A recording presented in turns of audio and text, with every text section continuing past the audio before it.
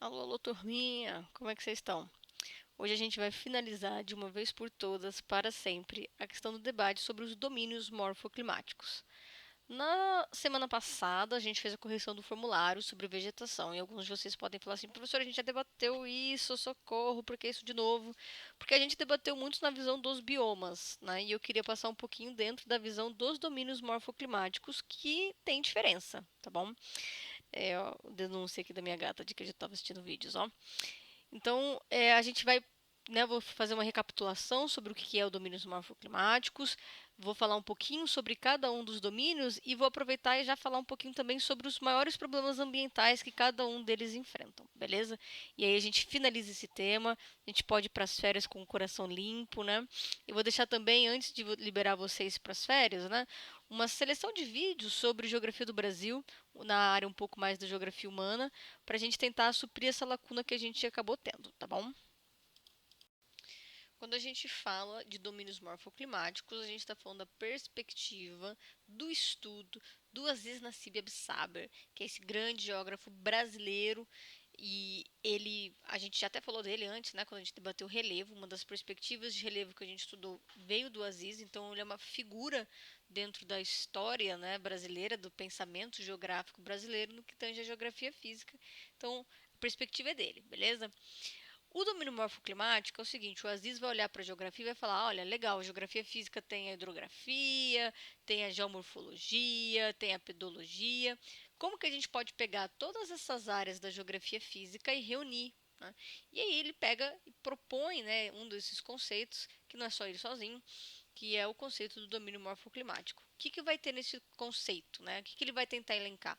O clima, a hidrografia, o relevo, a vegetação e o solo. Então, eu vou falar um pouquinho desses elementos ao longo de todos os domínios morfoclimáticos, beleza? Qual é a diferença maior do domínio morfoclimático para o bioma? Aqui a gente não está falando muito da vida, né, da biologia, a gente não está falando das espécies, que tipo de espécie que vive lá. O máximo que a gente fala disso é vegetação. Porque na geografia a gente não liga tanto assim para a vidinha, para os animaizinhos, essas coisinhas, que é mais o pessoal de biologia, né? Aqui a gente liga mais para as pedras, a gente gosta das rochas, né? Da vegetação de vez em quando. Então, ele vai elencar, tem essa diferença aí um pouco do bioma para a questão do domínio morfoclimático. Então, só para a gente ver, né, se a gente fosse fazer uma sobreposição de mapas, do mapa do clima do Brasil, da hidrografia, da vegetação, se a gente colocasse, né, a gente veria que tem coisas muito similares, né? Então, os biomas, os domínios, os climas e os relevos, a gente sobrepondo, né, esses mapas, a gente vê que as zonas, as áreas, elas estão sobrepostas, né? Elas estão juntas.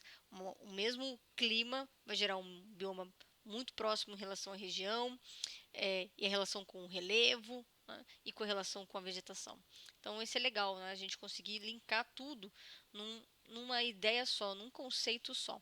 Aí a gente já estudou, né? Debatemos um pouco sobre a questão dos climas brasileiros. Vou pular essa parte, né? Mas só para a gente lembrar, então, a gente tem um clima, né, que é bastante heterogêneo, né, no clima brasileiro. A gente vai ter desde um clima equatorial, que tem uma estação só, né, até um clima um pouco mais subtropical, que a gente até chama de, né, o clima temperado do Brasil, que tem estações um pouco mais definidas. Então a gente tem um clima bastante diverso. Só para a gente lembrar, mas eu vou pular essa parte. Então, bora lá. Estão preparados? Estão preparadas? A gente vai debater domínios morfoclimáticos. Eu separei aqui, fiz uma animação, aquele esquema, né, caprichadinho para vocês, bonitinho, slide bonitinho, para ver se vocês prestam atenção em mim um pouquinho. A gente tem, né, o domínio morfoclimático amazônico, que é aí um dos mais debatidos. A gente conhece esse domínio, a gente sabe localizar ele no mapa, né? O Aziz Absaber, ele gosta de dar nomes mais extensos. Ele não fala só domínio amazônico, né? Ele vai falar terras baixas florestadas equatoriais, né? Terras baixas por quê? Mesmo que seja área que tenha planalto e planície, né? Majoritariamente a gente lembra da planície do Rio Amazonas, mas eu já falei para vocês, aqui também tem planalto. Mas mesmo esses planaltos são baixos, né? De baixa altimetria. Então são terras baixas, florestadas, tem floresta lá, equatoriais, na linha do Equador, né? Então, esse é um domínio morfoclimático muito conhecido. Depois dele a gente tem o cerrado, né? Também a gente sabe que ele vai pegar aí vários estados. é um domínio morfoclimático muito importante para a gente. E o nome extenso, vamos dizer assim, o nome completo dele, por Aziz Absaber, é Chapadões Tropicais Interiores com Cerrados e Florestas Galerias, né? Então, chapadões e terras baixas, a gente lembra mais da questão do relevo, né? E aí das florestas e dos cerrados e florestas galerias, a gente lembra mais da questão da vegetação. Lembra, domínios morfoclimáticos é sempre a junção dessas questões de relevo, clima, vegetação, solo e hidrografia. Aqui nós temos a questão da caatinga, também bem conhecido. Cerrado, Caatinga, Amazônia lembra bastante o nome dos biomas, né? Difícil é só quando a gente fala o nome completo. Na Caatinga, a gente está falando de depressões intermontâneas e interplanáticas florestadas, né? Então, é um nome extenso mais difícil. Mas a gente está falando da questão das depressões, como a depressão sertaneja. Aí o domínio dos mares de morros, né? Nós estamos, né, pessoal aqui de Rio Grande da Serra, Mauá, Ribeirão Pires, nós estamos aqui nesse domínio morfoclimático, os mares de morros, né? Por quê? Quando a gente olha no horizonte, né, numa imagem de satélite, a gente vai ver uma grande, uma extensa área de zonas mamelonares. Pensa numa mão dividido na metade, a gente vai ter essas zonas mamelonares. Por isso que são as áreas mamelonares tropical atlânticas florestadas, né? Então, bem importante, acompanha aqui todo o litoral, né, brasileiro. Nós temos também, né, a zona das araucárias, né, ou os planaltos subtropicais com araucárias, nome completo, nome chique, e as pradarias, né, as coxilhas subtropicais com pradarias mistas, né, que quando a gente fala de bioma, a gente fala de pampas, né, mas como a gente está falando de domínio morfoclimático, a gente fala pradarias. E não menos importante, né? Tá faltando umas partezinhas, né? Uma partezinha nesse mapa. O que que tá faltando? Zonas de transição, né? Então, para o Aziz Absaber, entre um domínio morfoclimático e outro, a gente tem zonas de transição e, como vocês podem ver, são zonas bem grandes, né? Cada uma dessas zonas, elas vão ter características das suas áreas que elas estão permeando, que elas fazem fronteiras, né? Então, olha só que legal. Aqui a Mata dos Cocais, ela faz fronteira de um lado com a Caatinga, de outro com o domínio amazônico. Então, a gente vai ter, né, características desses dois domínios dentro da Mata dos Cocais, né? Se a gente pensar uma zona um pouco mais para cá, também vamos ter essa relação com o cerrado. Então, vai ter características de cerrado, características de Caatinga, características do domínio amazônico. Quando a gente fala aqui também do Pantanal, né, é uma área riquíssima, um bioma único, né, que também tem características aí de todas as zonas, de zonas muito interessantes, né, tanto do Cerrado, até mesmo do domínio amazônico. E eu separei aqui também o Agreste, né, que também essa zona de transição da Caatinga para. Aqui está colocando os mares de morros, né? Mas a gente fala para a Mata Atlântica, né? Então tem uma diferença muito grande dessa Mata Atlântica para Caatinga, né? Tem mesmo, só a gente lembrar. Mas essa zona de transição vai ter característica dos dois e são bem importantes para a gente, para entender os domínios morfoclimáticos, belezinha? Então, esse aqui é o nosso mapa bonito, lindo dos domínios morfoclimáticos. Não é difícil de lembrar, né? Vamos contar. Um, dois, três, quatro, cinco, seis. Seis domínios, né? Maravilha, coisa bonita. Além da questão das zonas de transição, beleza? Tenho certeza que vocês já viram isso aqui melhor em biologia, né? Mas só para a gente dar uma olhadinha, né? Inclusive a biologia tem uma zona junto com a geografia que se chama biogeografia. Ó que coisa bonita, porque é a mistura da geografia com a biologia. Mas eu tenho certeza que lá vocês debatem essas questões melhor do que aqui comigo, né? Só para a gente saber que a gente pode classificar, né, as florestas, né, as zonas florestadas, através do seu extrato, né, então pela sua altitude, pela sua altimetria, desde um extrato que é mais herbáceo, como a questão dos pampas, né, que só tem gramíneas, né, a um extrato mais arbustivo, como é a questão do cerrado, a questão de um extrato arbóreo médio, né, o teto do céu, ou um extrato realmente arbóreo, né, com árvores emergentes, como a gente pode falar com a questão das florestas amazônica, Mata Atlântica. Então a gente tem aí essa divisão através do tamanho mesmo que a gente vai encontrar a vegetação. A gente também pode classificar as florestas quanto ao clima. Então, uma floresta ombrófila, ela vai ter chuva, né, constantemente ou o ano todo. Já uma floresta, né, estacional, a gente tem estações secas e uma estação mais chuvosa. E também em relação à perda das folhas, né? Então, ela pode ser uma perennifolia, né? Perennifoliada, geralmente a gente fala, que vai perder aí de 0 a 20% das suas folhas, uma semidecidual, que vai perder até 50%, e uma decidual, que perde de vez em quando, né? As folhas caducam, caem, chega uma época do ano que as folhas caem, né? As folhas caem no quintal. Então a gente tem essas classificações. Existem outras classificações, né? Mas a gente entraria muito na biologia, deixei para lá. Esses nomes, eles vão aparecer ao longo das aulas, dos próximos slides que a gente vai falar, esses termos vão aparecer. Aí vocês lembrem aqui, né? Qualquer coisa volta para cá, que vocês vão relembrar quais são esses termos bonitinhos, né? Eu não fiz animação aqui nos domínios porque eu já estava muito cansada, gente, perdão, desculpa, a gente vai ter que ir debatendo mesmo, né? O domínio amazônico, né? A gente está aqui nas terras baixas, né? É simples. Agora que a gente já debateu o clima, a gente já debateu a questão dos rios, a gente já debateu a vegetação, entender domínio morfoclimático fica assim fácil. Nossa, nem preciso me esforçar, né? Então, quando eu falo de Amazônia, é claro que estou falando daquele clima equatorial, né? Que é o clima mais quente e úmido da Terra, que é aquele clima caracterizado por só ter uma estação. Você lembra disso? Uma estaçãozinha. Lá só tem uma estaçãozinha. Qual que é? Verão. Só tem verão lá na Amazônia, né? Então, chove o ano inteiro.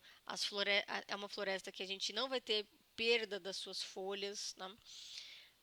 Ali a gente também tem o quê? A maior bacia fluvial, né, da Terra. A Amazônia é um lugar incrível, né? A gente sabe disso, né? A gente está falando aí de uma zona que tem uma floresta imensa, uma questão hídrica incrível, né? Tanto para externa, né? Quanto com as suas suas reservas, né? Os seus aquíferos. Então, coisas que a gente já sabe.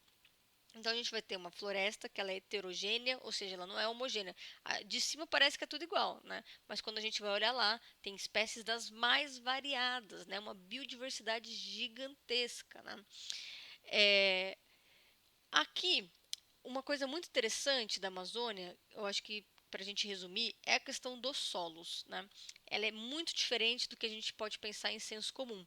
Os solos da Amazônia, eles são extremamente ácidos, eles são pouco espessos, ou seja, eles são solos fininhos, né?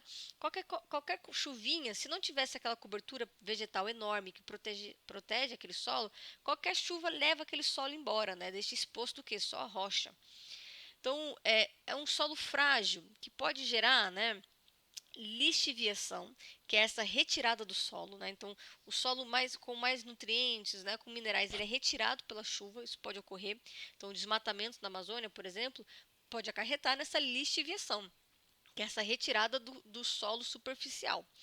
E a laterização, que é o quê? Quando essa lixiviação acontece, levando, né, os sais minerais e as coisas todas daquele solo mais superficial, sobra o quê? Sobra o ferro, né? E vai formar aí o laterito, né? Que é tipo um solo que parece um bloquinho, né? Um tijolinho.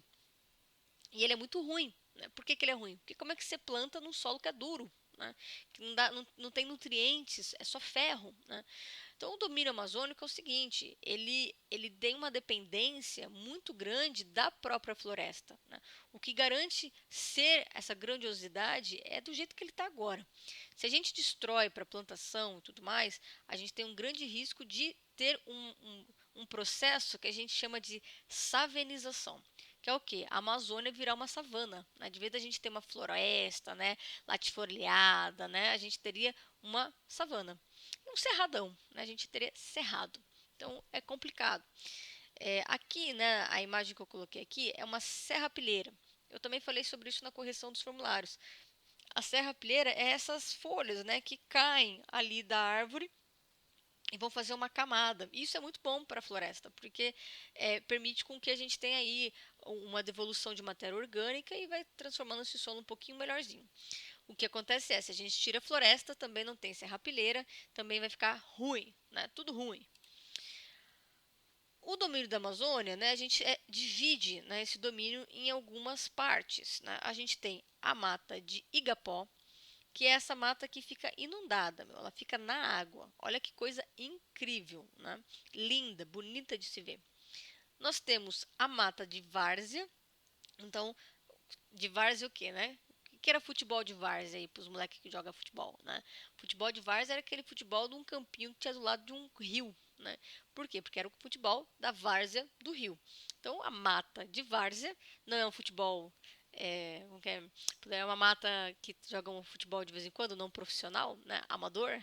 Não é uma mata amadora, né? A gente está falando de uma mata que está margeando esses rios, né? E por fim, a gente tem a mata de terra firme, né? Já é a mata mesmo, não está nas planícies alagáveis, e essa é a classificação. Quando a gente fala de impactos ambientais na Amazônia, eu acho que todos, né, aqui têm acompanhado o que tem acontecido aí no Brasil desde, né, a posse aí do presidente, né? E esse ano foi um ano excepcional em números de queimadas, em números de desmatamentos, mas é importante a gente linkar quais são as causas, né? O que está causando esses impactos ambientais na Amazônia? E aí a gente pode citar a questão do garimpo, né, o avanço da mineração na região amazônica, que tem coisa lá pra caramba, é verdade, tem mesmo, tem minério lá muito interessante. Mas quando a gente cria uma zona de mineração, como está aqui nessa imagem, não é só tipo cavucar ali uma área, tirar lá as rochas e vamos embora. A gente vai levar pessoas para trabalhar, então isso vai criar uma série de agrupamentos humanos. Isso pode gerar, inclusive, cidades inteiras, né?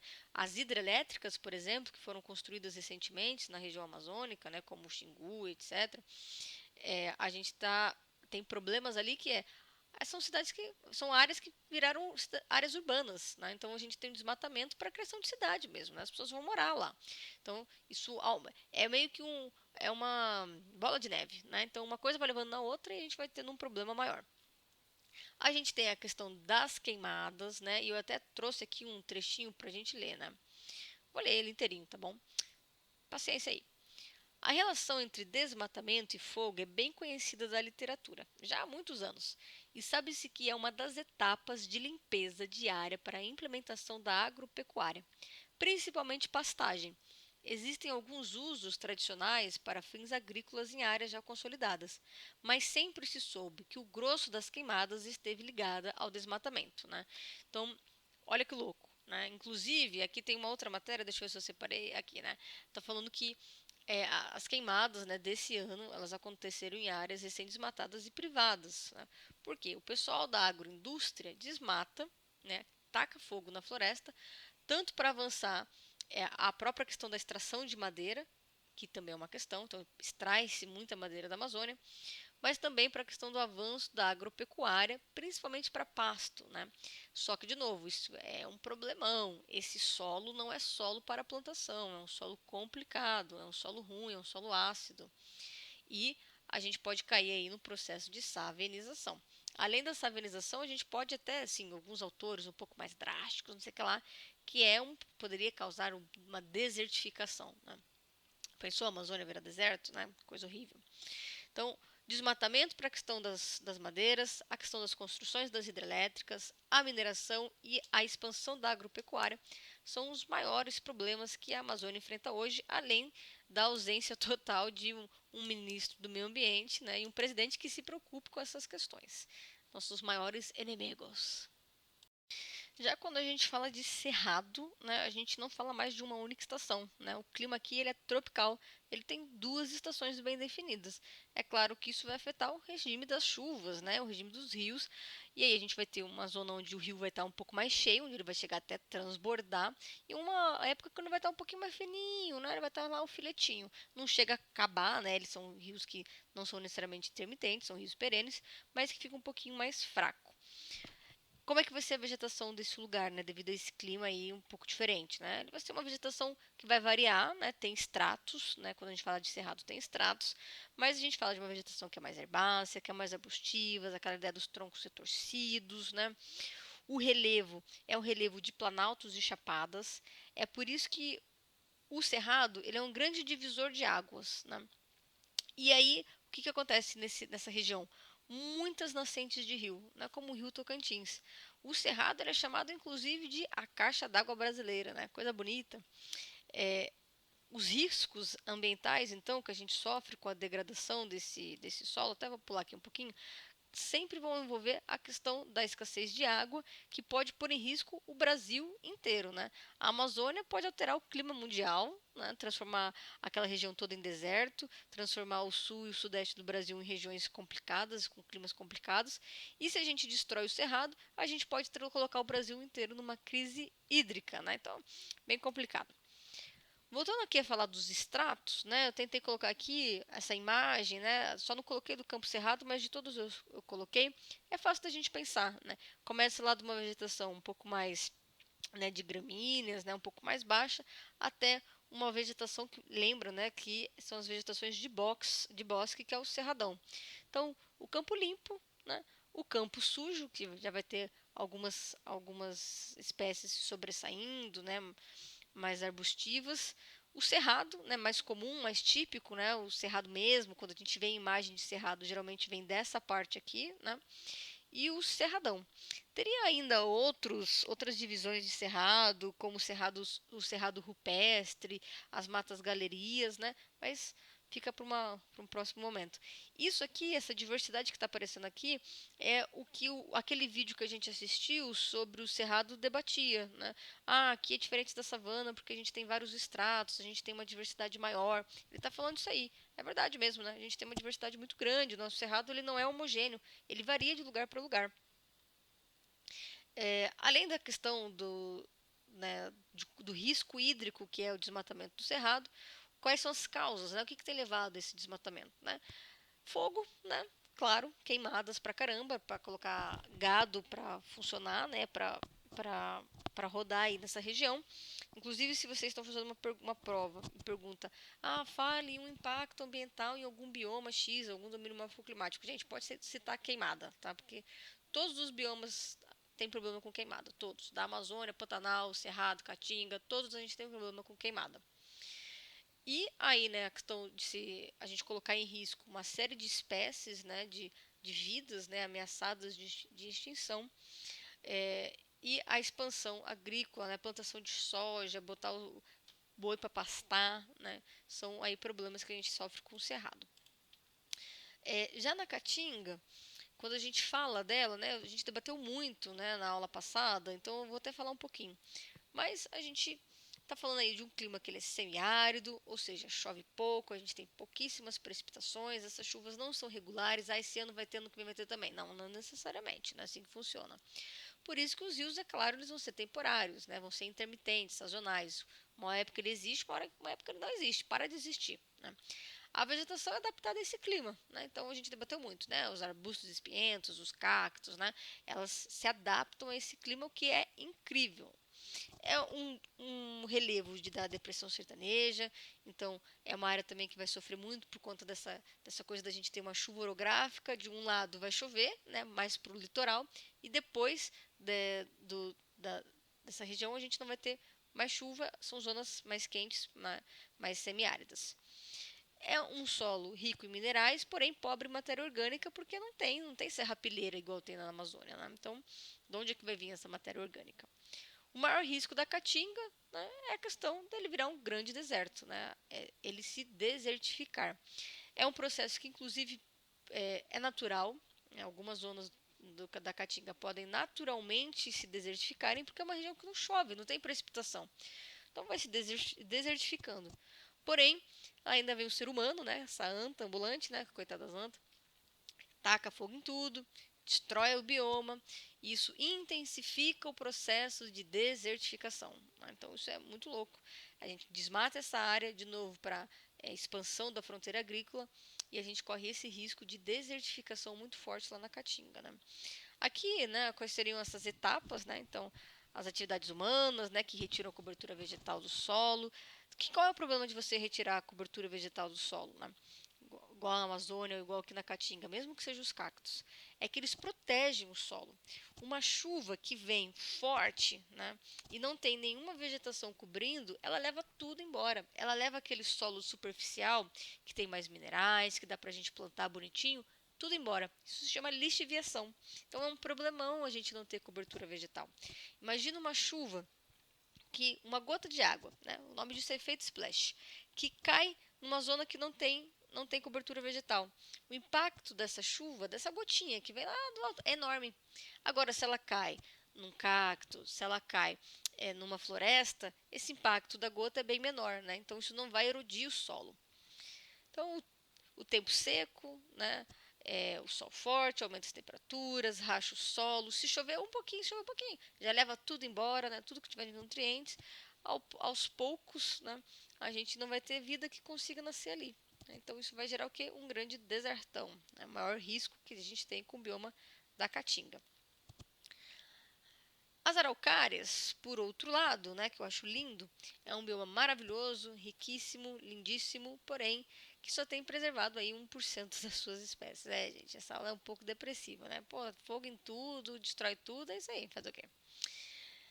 Aqui a gente está falando de um clima subtropical, então um pouco mais gelado, né? Que é o que é responsável aí por essa vegetação, que embora isso seja resquício do passado, de uma era do tempo geológico, onde o Brasil estaria numa zona mais fria, ela apresenta aí essa características de vegetação de climas frios, né? Que é essa folha aciculifoliada, né? Que lembra uma agulhinha, né? Para reter aí a umidade. A gente tem o domínio, né, das araucárias com uma característica muito marcante, que é o predomínio dos planaltos, né? Então, com uma altitude que em relação ao Brasil até que é alta, porque o Brasil, como a gente sabe, são baixas e médias. Se a gente está falando de que tem muito planalto lá, que rio que vai ter lá? Rio de Planalto, né? Se é rio de Planalto, né, a gente está falando em rios que são muito importantes para a geração de energia elétrica. Lembram disso? Rio de Planalto é bom para energia elétrica, rio de planície é bom para navegação. Né? Então, exemplos: Rio Paraná, bom para a gente construir uma série de hidrelétricas ao longo dele. Rio Amazonas, bom para navegação. Dá para navegar num rio desnivelado, como é um rio de Planalto, né? Que é assim, pá, pá, pá, dá, mas tem que construir as eclusas, né? Que também temos aqui também. É uma zona que tem um solo muito fértil, uma zona incrível por conta da decomposição do basalto. Lembra quando a gente estudou São Paulo? Derramamento basáltico, né? Então, esse derramamento basáltico eles são muito importantes para a gente ter um solo bem fértil mesmo, bem bom. Né? À toa que nossas plantações, né, é uma zona que degradou bastante seu bioma, né, tirou bastante sua cobertura florestal, porque era uma zona boa para plantação. Além disso, como a gente debateu na aula passada, a questão de desmatamento das árvores para construção de imóveis, para aquecimento das casas, né? E é um fenômeno que acontece até hoje, né? Até separei aqui essa matéria que eu estava preparando para vocês. Essa matéria é recente, né? Então, com aval institucional, uma empresa que tem licença vai derrubar uma área equivalente a 220 campos de futebol de araucária. Né? Então, imagina, é uma espécie ameaçada de extinção. Não sei se chega a ser ameaçada de extinção, mas é uma zona onde foi muito degradada e as pessoas continuam degradando mais, né? Quer acabar com tudo. O pessoal quer acabar com tudo. Vocês vão ter que ter paciência, essa aula vai ficar um pouquinho grandinha, né? O domínio dos mares de morros, né, vem porque olha só que linda que é essa paisagem, né? Como eu falei, olha só os mamelonares, né? Lembra mamão cortado no meio, né? Então essas serrinhas, né? É dali que surgiu a ideia do mar de morros, né? A gente olha, parece um mar de morros, igual está nessa imagem aqui. É um clima tropical, né? Então a gente tem duas estações, né? Chove no verão, inverno um pouco mais seco. A vegetação que predomina aqui é uma vegetação de mata atlântica, principalmente na região litorânea, muito devastada pela questão da urbanização, a gente vai ver isso daqui a pouquinho. Mas a gente também pode falar que tem presenças de cerrado, tá? Se a gente vai, por exemplo, para Sorocaba, Sorocaba tem zonas de transição, né? Então, é que eu estudei lá, né? Morei lá, então posso falar isso para vocês. Então, a gente encontra cerrado no meio de Sorocaba, numa região que é domínio de mar de morros, tá? É, então, a gente também tem aqui a presença de solos muito férteis, solos muito bons para plantação. Se a gente vai um pouquinho para o lado, a gente vê aqui a questão dos impactos ambientais, como eu falei. Aqui por onde começou a colonização brasileira, né? Por onde é que chegaram os portugueses, né? Pelo litoral. Então toda essa região, né, da faixa da Mata Atlântica é uma zona muito destruída pela questão da urbanização, né? A expansão urbana, da malha urbana, da criação de casas, etc., vai fazendo com que a gente perca cada vez mais o pouco do que sobrou desse bioma, né? E assim, de novo, é uma zona que tem muito desmatamento de madeira, porque são madeiras boas, né? Madeiras nobres e expansão do agronegócio. Tcharam, de novo, né? Que saco, né? Tudo esse agronegócio, né? Mas gente, é isso mesmo, né? Dessa forma. E sem nenhuma fiscalização, sem um governo que realmente fale, não, isso aqui precisa ser preservado, né? Isso aqui é importante, a gente tem cada vez é, maiores problemas com isso. Exemplos local, regional. A bendita da ideia infeliz da criação do Porto Seco em Paranapiacaba. Se a gente cria uma zona de Porto Seco em Paranapiacaba, né, essa coisa absurda, a gente vai ter, com certeza, um impacto ambiental muito grande ali naquela região, que é uma região de Mata Atlântica. Então, porque não é só, né, gente, vou ali, vamos construir um negocinho aqui, vai ser legal. Não, as pessoas vão trabalhar lá, então elas vão levar suas famílias, a gente vai ter uma expansão da malha urbana, vai construir tal coisa, então vamos construir uma linha de ônibus, uma linha de trem, vai construindo mais coisas, desmata mais coisas. É assim que funciona, né? Então, é problemático, tá? A Mata Atlântica aí, a gente é, tem uma devastação, né, desse bioma que está dentro ali do que a gente considera mar de morros, né? As pradarias, né, a gente debateu ela mais como pampas, ó que coisa bonitinha, né? Essas aqui são as coxilhas, né? Essas lombadinhas. É um clima, né, subtropical. A vegetação, essa vegetação mais rasteira, né? Tem poucas árvores, né? Bem gramínea, né? É um relevo de planícies, né? Logo são rios de planície e também presença de solos férteis, solos muito bons. Percebam que então sul e sudeste a gente tem solos bem bacanas para a plantação e tudo mais. Isso leva, né, a devastar mais áreas ainda. Aqui nas pradarias, a gente tem um fenômeno muito interessante, que, de novo, ele é natural, mas pode ser piorado, né? Pode ser intensificado pela ação humana, que é a questão da arenização. Igual está nessa imagem aqui. É diferente da desertificação. A desertificação está relacionada a climas bem quentes, né, semiáridos ou áridos. Já a arenização são regiões que têm chuva, né? A gente está falando de clima subtropical, chove aqui, né? Tem chuva pra caramba, tem bastante precipitação. Mas a gente mesmo assim vai ter esse processo dessa formação que é quase natural, né? Mas que pode piorar, porque imagina só, esse bioma, ele é frágil. As pradarias, elas são frágeis. Imagina só, essas gramíneas, né? Elas não conseguem proteger da chuva, né? Então é uma zona que ela está muito exposta a esse processo de lixiviação, né? Da água da chuva vem e levar tudo, igual a gente está vendo aqui, né? O gado pastorando transforma essa região ainda, esse solo, né? Que já não tem uma proteção muito grande, mais degradado ainda. Pode causar ravinas, vossorocas, né? Sulcos erosivos, né? Então contribui para o processo erosivo. No ápice disso é a chuva conseguir vir e levar isso aqui tudo, né? Leve isso aqui tudo e a gente vai ter uma grande zona de arenização, né? Por conta desses processos erosivos, que é diferente da desertificação, porque aqui a gente está falando de um clima que tem chuva sim, né?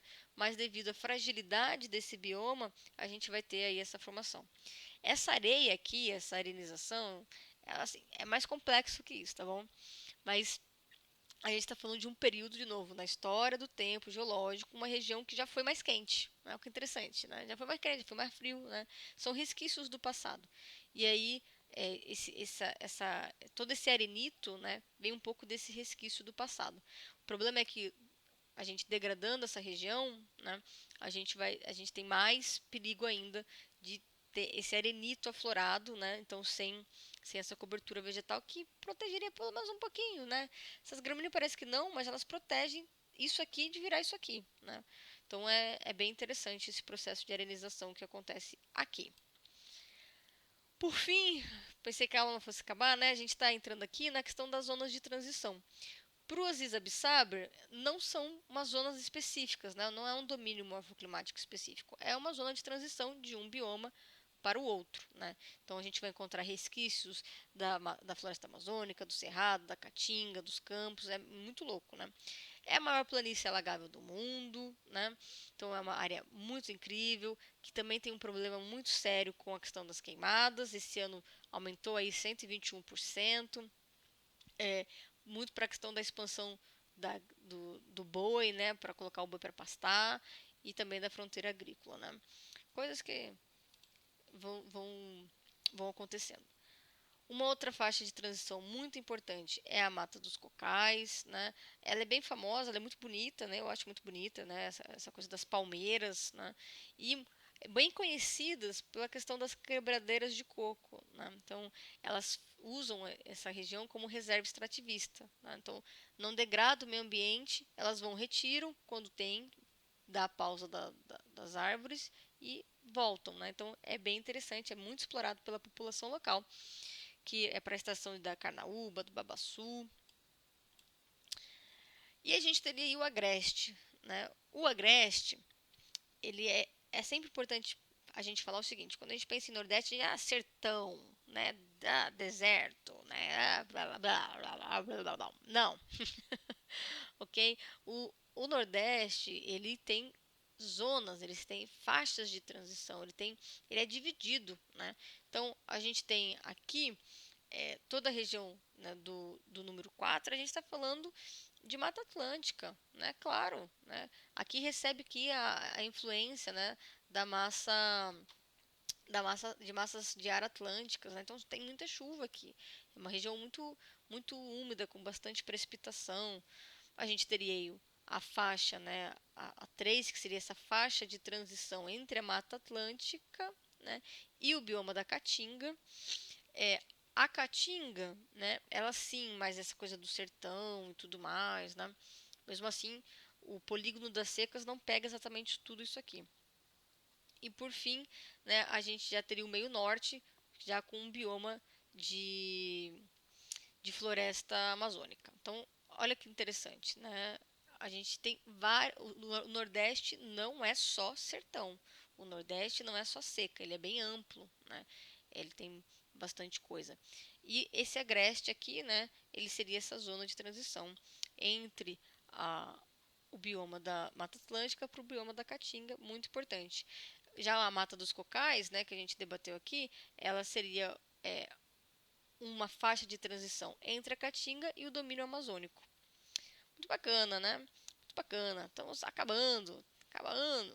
Eu falei sobre isso com vocês na correção dos formulários. Não sei se vocês lembram, né? Mas é a questão da teoria dos refúgios, né? Então, a gente está aqui debatendo domínios morfoclimáticos. É interessante debater também um pouquinho essa teoria do refúgio, porque também é uma teoria do Aziz Absaber, né? E olha só que bacana, né? Olha só que legal. Aqui a gente tem um mapa, né, da vegetação brasileira. E olha só que loucura. Aqui a gente sabe que tem cerrado, né? Belezinha. Mas olha só onde é que tem cerrado. Aqui no meinho. Olha só onde tem cerrado, né? A gente sabe, né, que a gente tem pampas aqui. Olha só onde é que tem. Olha só onde é que tem também, né? Mata Atlântica. Olha só onde é que tem, né? Eu até vou separar aqui, né? Cerrado, né? Mata Atlântica. No meio da Caatinga, né? Campos, no meio da Mata Atlântica, né? No meio do Cerrado, o que está acontecendo aqui?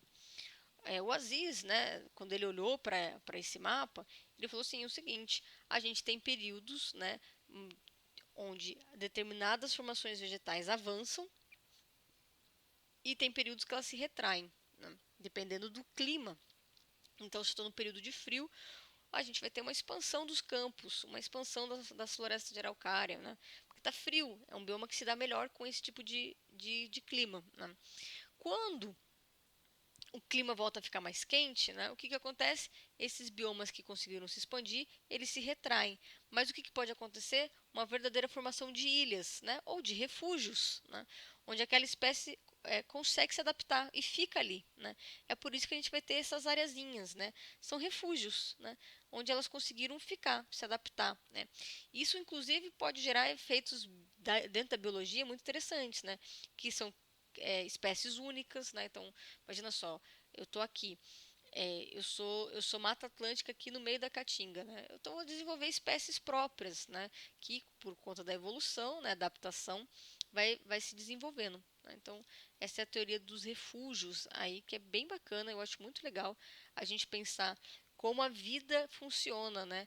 E como a vida vai se adaptando, né? Eu acho muito bonito, né? Eu acho poético. E aí a gente finaliza essa aula de domínios morfoclimáticos. Estou até cansada agora. É, Vou deixar as 2 semanas para vocês fazerem, né, de novo.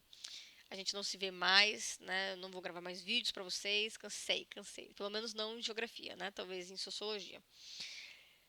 Boas férias. Ops, peraí, não. Ah, não, peraí, vocês não têm mais férias, né? Agora é só graduação, coisa chique, né? Desejo tudo de bom para vocês, que vocês conquistem os seus sonhos, que vocês tenham uma boa formatura. Queria muito, muito, muito que a gente fosse diferente esse ano, que a gente tivesse num salão e vocês estivessem recebendo os canudos de vocês, e fosse uma grande festa, e vocês tivessem me chamado para separar ninfa. Tudo bem, sonho meu, sonho meu. Mas não foi assim, né? A vida dá umas rasteiras na gente, né? Mas mesmo assim, foi muito bom ser professora de vocês. Desculpa qualquer coisa, a gente se esforça do jeito que dá.